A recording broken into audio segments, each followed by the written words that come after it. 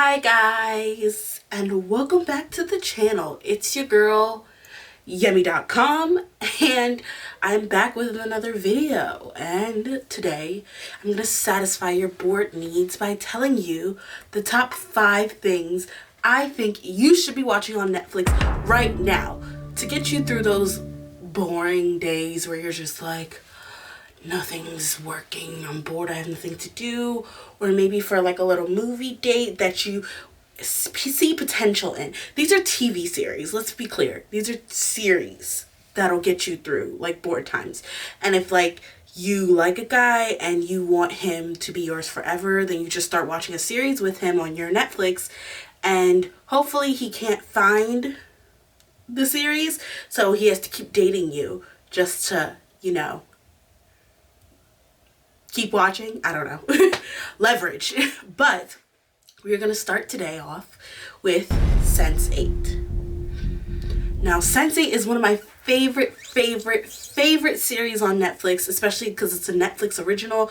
It is a story of 8 different people who are a cluster, and it has this whole mythical background about how they're people who are human. They're like sapien, like Homo sapiens, and then there's like another version above it, and they have powers and they can connect to each other. Not necessarily like magic powers. They have all the natural skills that they were born with, but they are born in a cluster so they can communicate with each other and kind of take over each other's bodies and trade skills, and it's so good. We have 7 other selves now.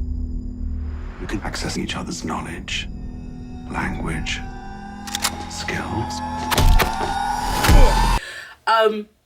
Warning, it is a little raunchy, like it is like a little, sexual. And if you're like not into like, everybody having sex with everybody, then maybe it's not the show for you. But I could care less who everybody has sex with, so show for me. It is excellent. The cinematography is beautiful. Fun fact, it actually got canceled because they filmed in all of these different countries with all of these different backgrounds and actors, so it became a lot of money to make, but I think it was worth it. And eventually it got so, like, this is what fandoms do and why I respect and love fandoms and love being a part of them. It had such a big fandom that when it got canceled, Netflix had to give it a movie to just give it an overall wrap up, and the movie was stunning. A little bit rushed, but stunning nonetheless. The visuals were great. They were all together, which is like a rare thing you see, but really dope. And above all, I highly recommend it. Like, all of the actors were phenomenal in this series. Like,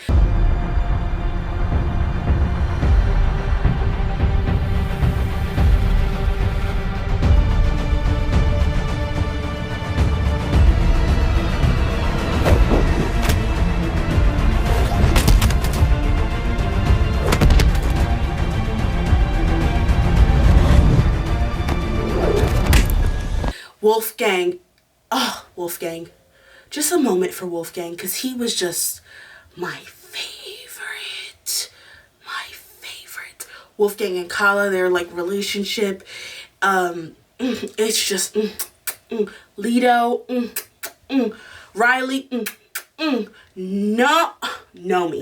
Know me. We stan a queen.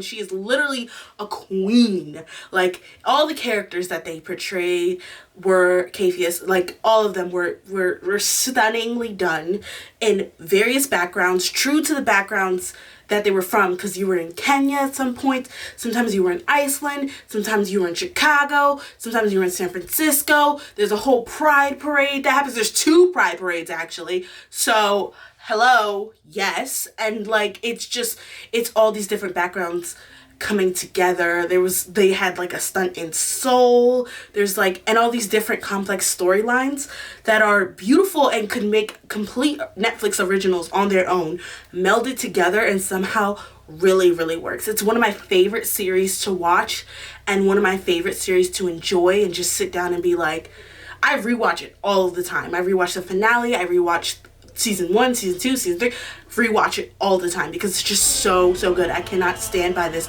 enough. The writing is great. The scenery and cinematography is great. The actors are phenomenal. I mean, they did replace Capheus at one point, which is like, I don't know what happened there. I'm not a drama channel, so I don't know what happened there, but it's still so good.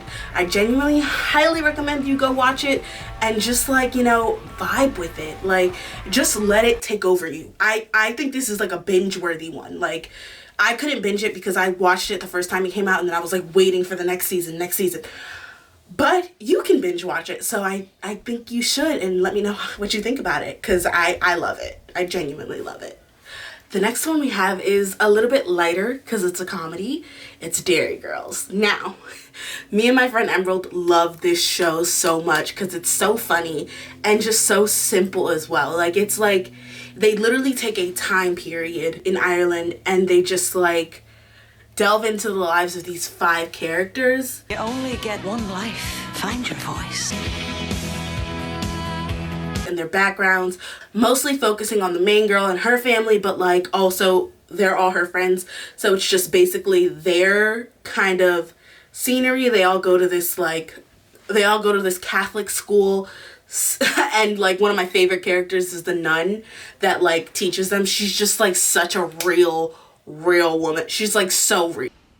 You will go far in life, Jenny, but you will not be well liked. And I'm with it and happy about it. Like, I'm just like, yes, queen, go off. Like, yes, all the time, because she's just spitting the facts. And like, it shows like the battle between Catholics and Protestants, about like what was going on with Ireland and England at the time. They're like living in the midst of a war. There'll be other concerts. No, there won't. The fact that this one's happening is a miracle. Nobody good ever comes here because we keep killing each other. You get, like, the thing is about it, it could be a serious, like, drama and, like, talking about being a teen living in the midst of the war, but that's not what it's about. It's a hilarious comedy about these 5 characters that are, like, living in the midst of the war, but that's the least of their problems because they're trying to get laid and just trying to exist. And it's, the characters are phenomenal. The writing is hilarious. You don't need to, like, be Irish or from the UK to understand what's going on. It's just that good and that funny that you don't even, like, care that some of the things that you don't get is going on. Like, you don't even care. You don't even care because they're just such good characters. And that's like one of the things that I really love, characters with depth but who are still like funny and personable and, you know, all of those things. The next show is Merlin. So I am a big European literature fan, which I guess I don't look at, but like I am. Like Merlin, I was gonna say Harry Potter, not what I was gonna go with. Sorry guys, Hufflepuff till I die. But Merlin, or King Arthur as you may know him, King Arthur and his Round Table, Robin Hood, and Three Musketeers are some of my favorite like 3 stories across every platform. I watch every iteration of them, whether it's like television or the King Arthur film that came out with Charlie Hunnam. I watch every iteration of it because I can never get tired of that story. I really think that King Arthur and his Knights of the Round Table are like the basics of friendship. Like that's what I look for in a writer. Like, it's the reason why I like watching like shows about friends, because I'm just like, that's real King Arthur of you guys. The Knights of the Round, like, I love that. Again, like why I like Derry Girls so much, because it's like they rip on each other but they're still really close, and I love when people have really close friendships. And that's kind of what Merlin is all about. Yes, there's like love interest. Yes, there's the battle of good versus evil and prophecies and magic and all the things that we love in a story, but it's also at the basic part of it about the friendship between Merlin and Arthur and how they become this inseparable duo that can change the world. It is phenomenal. The magic, like I don't understand how the British do it, but it's so good. So good. It has one of my favorite actresses, Katie McGrath, who just seems to appear in things that I love. Fun fact, she was also in the Charlie Hunnam version of, just the beginning, but the Charlie Hunnam version of King Arthur that came out in the last few years. Love her to death. She was also in one of my favorite artists, Hozier. She was in that music video, and I loved it. So it's a beautiful story of friendships. of good and evil, of the basic King Arthur-y things, the sword, the Lady of the Lake, all the things that I love, love, love. So I have to recommend it, guys. Like, it may not be a Netflix original, but I have to recommend it. Like, I have to give it to you. I have to give it to the British right now. You're really kicking butt, because the British or UK or Europe, you're really kicking butt. Between Derry Girls and Merlin, what else are you gonna do to me? The next one is Charmed. Now, if you grew up the way I did, I grew up on cartoons, let's be real. There were very limited things that I watched, like That's So Raven or Power Rangers. But two things that I always watched in the morning were Charmed, old reruns of Charmed and old reruns of Saved by the Bell. And I feel like Charmed is a classic. My roommate, loves Charmed. I love Charmed. Like, the stories are just always great, always mythical, always crazy. I cried when Prue died. Like, spoiler alert, I guess if you haven't seen it, I cried when Prue died. Like, it's just a great, genuine story that, like, you follow these sisters and their lives and all the rules and all the ways and the power of three and the charmed ones, and like, I love it. I'm talking about the original Charm, by the way, not the remake. Like, I don't have a problem with CW. Don't sue me. But the original Charmed was absolutely stunning. Like, Piper, Prue, Phoebe, and Paige. Like, Piper, Prue, Phoebe, and Paige were all the baddest bitches in the game. They were stunning. They were the witches to mess with. And then the fact that Paige was like half white lighter, half witch, and she came out of nowhere. And like, usually when you replace a character, like in Power Rangers, you're like, you feel it and you don't want to like engage because like you don't care for this new character. But with Paige, you were like, I think she's slowly becoming my favorite. Like, fuck Phoebe. Paige was everything. Like, ask Phoebe who. But what I really mean to say is that it's a great show, again, about a bond of a sisterhood. Like, yes, again, there's love interest, there's monsters, there's demons, there's all these other things that'll draw you in, but like, it's the bond of the sisters that really gets you. And when Paige steps in, you get to see this, like, because essentially when they first start, these sisters have been sisters their whole lives, so you don't really get to see the growing pains of it. Like, obviously they argue and bicker, like whatever you do with your sister, but you don't really get to like revel and like grow with the growing pains of the whole thing. But when Paige comes in, you get to see this whole remake. It wasn't like she was immediately accepted and everything was like, okay, she's the new Prue, forget it. No, like, you saw her have to fit into her own. You saw her have to find her way in this like already established universe, which was really good. And even up until like seasons after, she was still feeling like she didn't belong. Like, I remember there was this one episode after Chris had been born, which was Piper's second child. Like, they pulled out the family, not Chris, after Wyatt had been born, and like they pulled out the family thing and realized she wasn't on it, and she like had to like bear it, like she had to grin and bear it, because, you know, like it kind of feels terrible to be left out, but that was the truth and the reality of it all.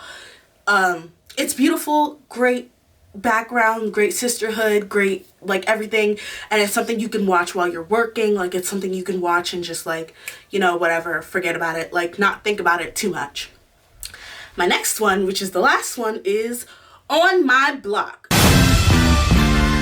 Now, On My Block only has 3 seasons out. It's fairly recent, unlike Charmed, which has been around for ages, since I was a child.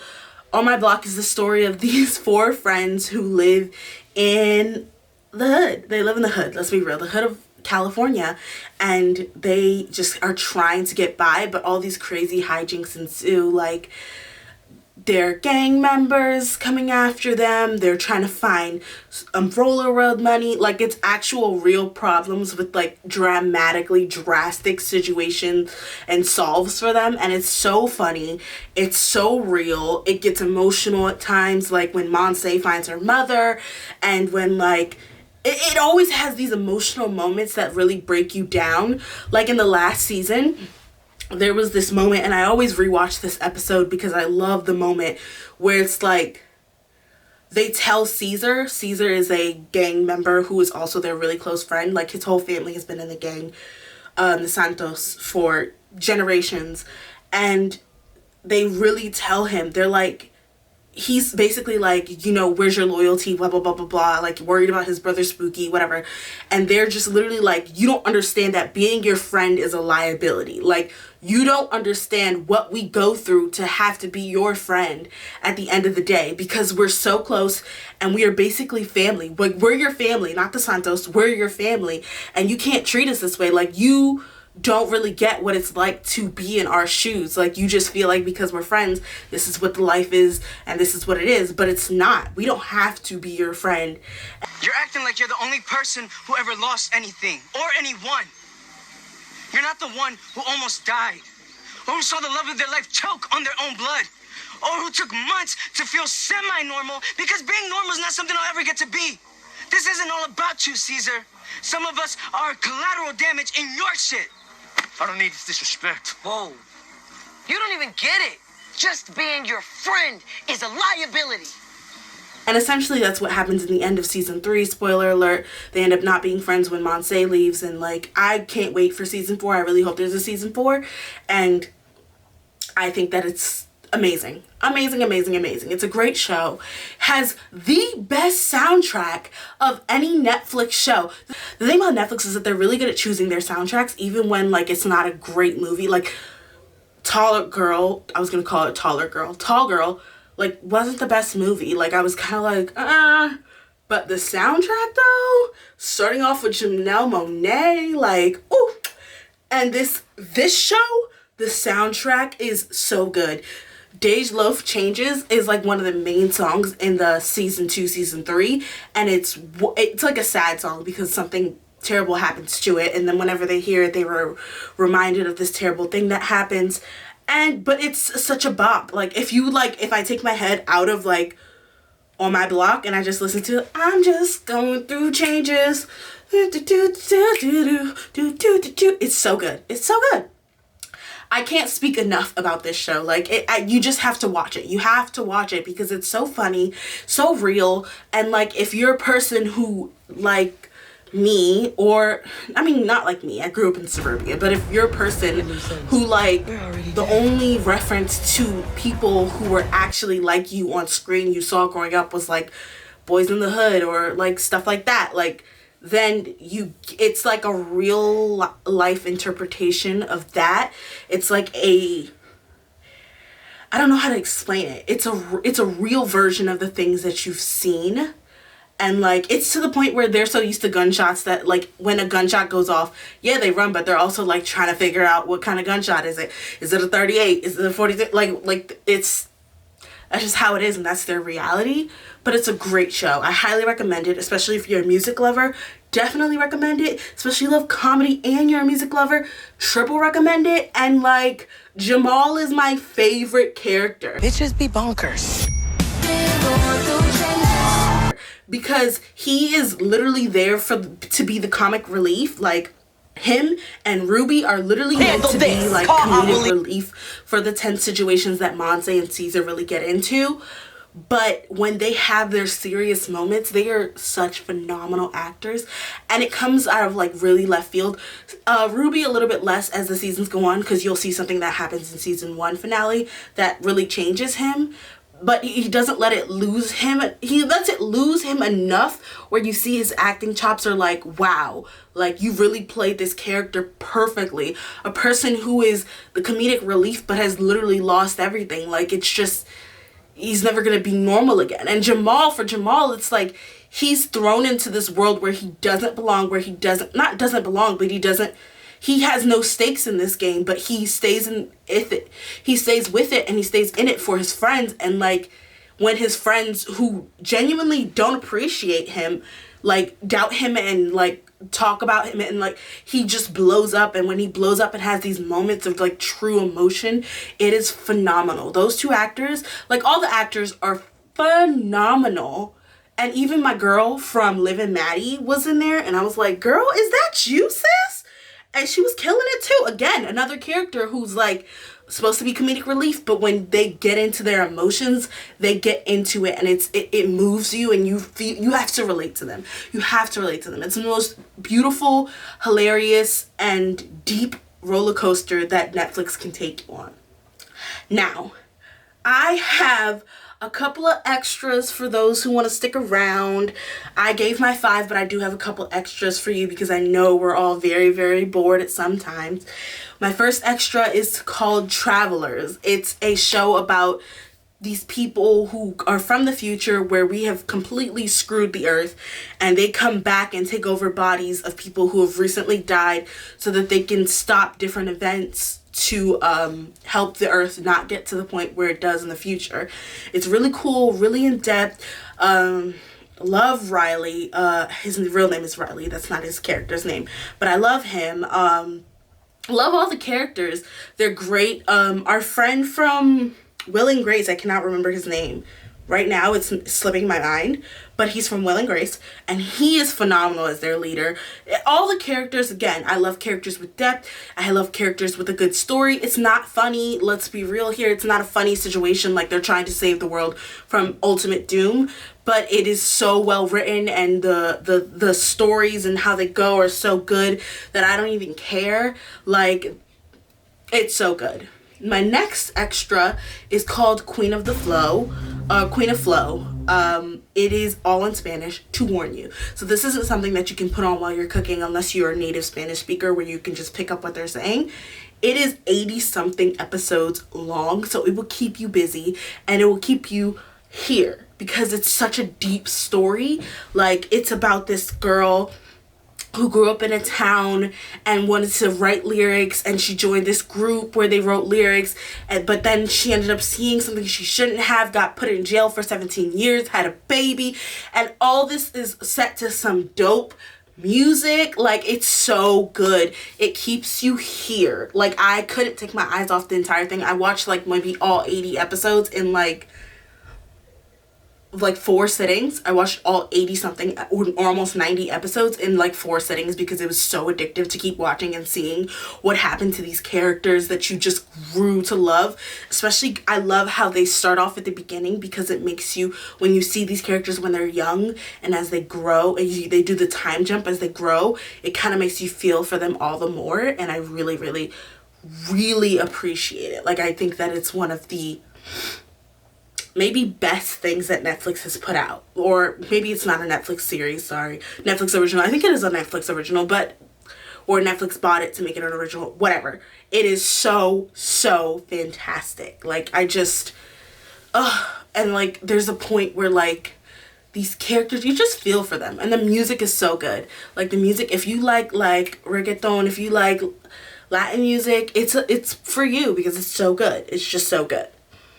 And the last one I have for you is One Day at a Time. It's actually not on Netflix anymore. I mean, you can watch like the first 3 seasons on Netflix, but it got picked up by Pop TV after Netflix unjustly canceled it. It is a remake of the original One Day at a Time, but it's so, so, so different because you can barely call it a remake, let's be real. It's about this Cuban American family who are just living their lives, and again, it's like small things that are really big, and they always touch on a topic of an issue that a Cuban American, Latin American family would have to go through. And like the characters, again, it's just, I think I'm really all about the characters and how to make them so dynamic and different, but like still deep and have great dialogue. And that's really, really hard, especially nowadays where almost everything is a remake, and especially when you have to live up to the original.